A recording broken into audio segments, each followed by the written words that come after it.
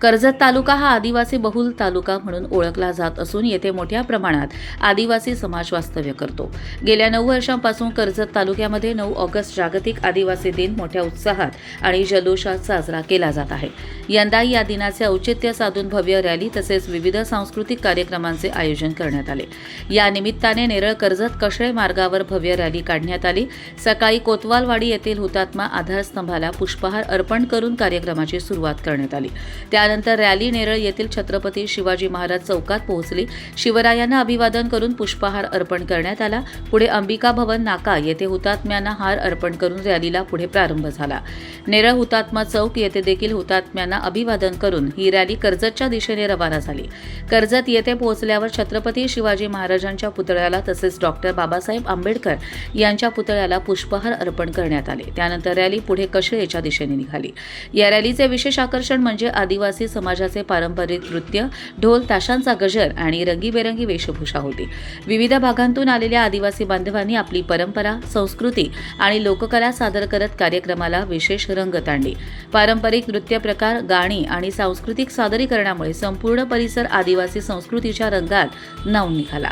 कार्यक्रमादरम्यान उपस्थित मान्यवरांनी आदिवासी समाजाच्या हक्क, परंपरा आणि संस्कृती जपण्याचं महत्त्व अधोरेखित केलं। तसेच समाजातील तरुण पिढीने आपल्या संस्कृतीने जतन करत शिक्षण आणि प्रगतीकडे वाटचाल करावी असे आवाहन करण्यात आले। रायगड जिल्ह्यातील विविध संघटनांचे पदाधिकारी, सामाजिक कार्यकर्ते आणि स्थानिक नागरिक मोठ्या संख्येने या कार्यक्रमात सहभागी झाले होते। या उत्सवाच्या माध्यमातून आदिवासी समाजातील एकता, संस्कृतीचे जतन आणि सामाजिक प्रबोधन यांचा संदेश देण्यात आला। कर्जत तालुक्यातील हा उत्सव दरवर्षी अधिक भव्य होत असून आदिवासी समाजाच्या अभिमानाचे प्रतीक ठरत आहे। 9 ऑगस्ट जागतिक आदिवासी दिनाचे औचित्य साधून कर्जत खालापूरचे आमदार महेंद्र थोरवे, राष्ट्रवादी काँग्रेस रायगड जिल्हा अध्यक्ष सुधाकर घारे यांनी आदिवासी बांधव यांना भेट देऊन योग्य ते मार्गदर्शन करण्यात आले। जय आदिवासी, जय आदिवासी। आजचा हा तुम्हा आम्हा सर्वांसाठी, माझ्या आदिवासी बांधवांसाठी आजचा दिवस हा उत्सवाचा दिवस, आनंदाचा दिवस। 9 ऑगस्ट हा जागतिक आदिवासी दिन म्हणून साजरा होत असताना देशभरामध्ये क्रांती दिन म्हणून हा दिवस साजरा होत असतो।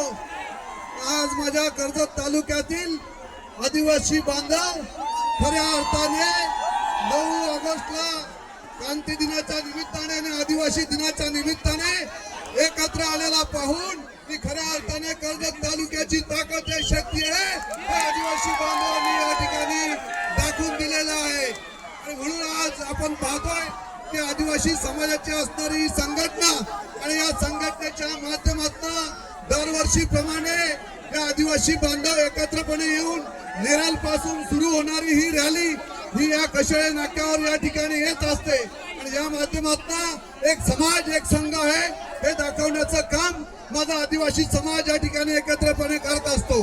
मित्रांनो, आपल्याला कल्पना आहे की या आदिवासी समाजाने या देशाला स्वातंत्र्य मिळवून देण्यासाठी अनेक क्रांतीवीर जन्माला घातलेले आहेत।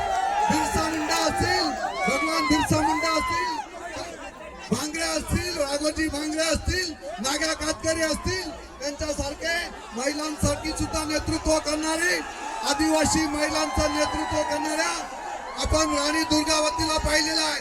त्या आदिवासी महिला भगिनी म्हणून या साऱ्यांनी या समाजासाठी, संपूर्ण या भारत देशासाठी फार मोठं योगदान माझ्या आदिवासी समाजाने या ठिकाणी दिलेलं आहे।